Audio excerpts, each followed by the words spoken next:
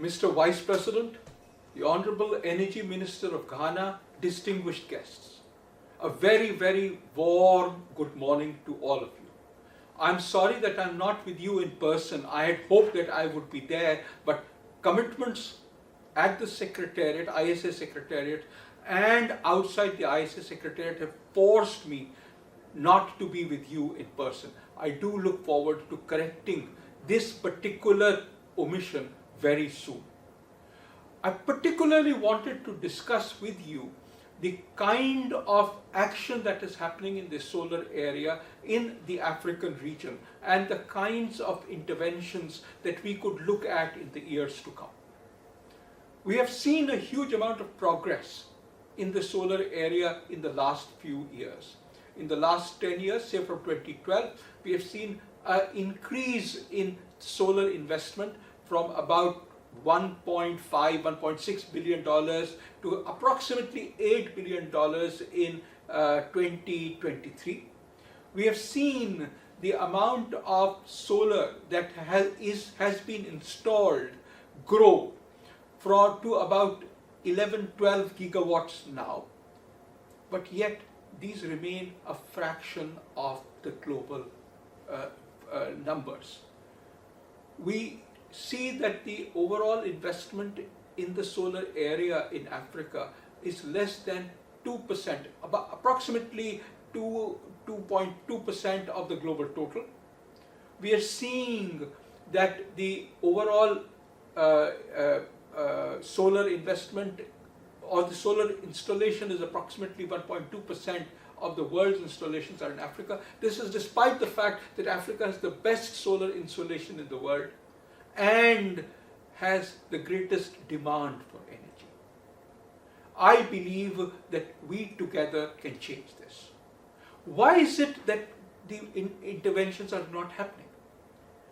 As we talked to a range of investors, and we talked to about 100 investment agencies and companies, we talked to about 40 governments across Africa, there were 2 or 3 things that stood out.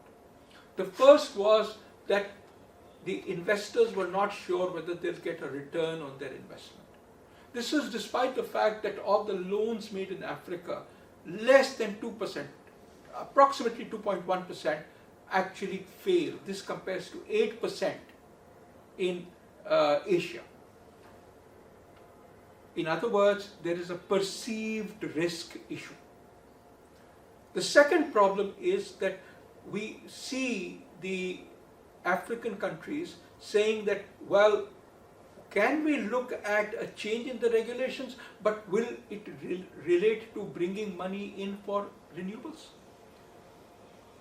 Will it mean that I do solar when the sun is shining, when the wind is blowing, and fossil fuels for night? Thankfully, that is a bridge that we have crossed. When we are looking at solar plus wind plus storage, we have costs of electricity that are less than the cost of electricity from fossil fuels. We are also looking at smaller versions, the decentralized solar applications, where solar plus battery is more cost effective than using diesel to provide the energy that is used. This is as of today. What can we do? We submit that the first issue is to ensure that funds flow into Africa. As the Solar Alliance, we have launched a global facility, we call it the Global Solar Facility, which has a payment guarantee mechanism. So investors can buy that premium, they pay a premium and they get the guarantee, and this helps pull money into African solar investments in the small scale sector, in the decentralized sector. The second thing is we need at the same time for the investors to see rules that help them provide the returns that they are looking for. When we looked across Africa, we found that for most countries, not all countries, but for most countries, the sovereign lending limits had almost been reached. In other words, large-scale investments in solar would occur with private sector investments. However, regulations need to change. As the Solar Alliance, we stand ready to provide the training that is needed for public policy makers, for regulators in issues related to regulatory matters. We've already provided it in a number of African countries, and we remain ready to provide it in more.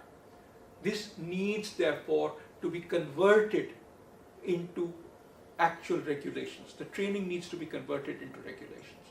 We are ready for countries that adopt a range of solar projects, including the development of a solar roadmap. We remain ready to help support those countries through a unit that supports the national focal point that those countries have for interacting with ISA in doing these range of activities. What makes sense for Africa is, first of all, to ensure that there is solar mini grids to provide universal electricity access to all. Numbers that we ran last year for Africa indicated that if the grid has to be extended by more than 10 kilometers, it is more cost effective to have solar and batteries to provide local energy needs than providing the grid extension. This, I believe, needs to be integrated into the larger electricity supply opportunities for people as a whole. I believe, therefore, that solar mini grids would stand at the top of the priorities for enabling energy access to all. We remain ready to help you with planning, with getting companies who can do this, and with ensuring that these are done at prices that the country and the people are willing and able to pay. The second issue is that this requires collaborations. For example, we notice that across the board, we see a huge role for solar to help health facilities function fully.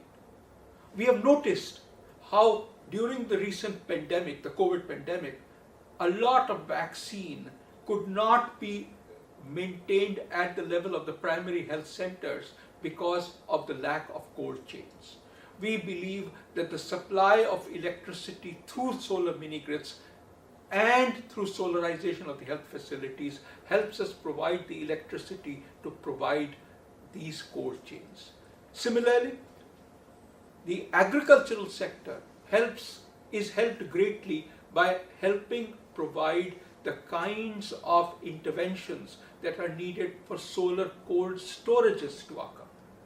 These provide cooling and therefore long-term storage to agricultural products, thereby increasing the incomes of farmers.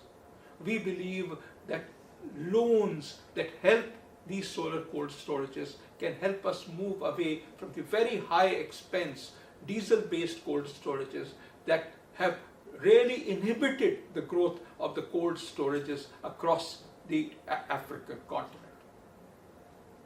Sir, ladies and gentlemen, I believe that we have the opportunity to address the issues, the energy access issues of Africa in a manner that can, at one stroke, address the issues of energy security, of local environmental quality, and of job creation through solar interventions.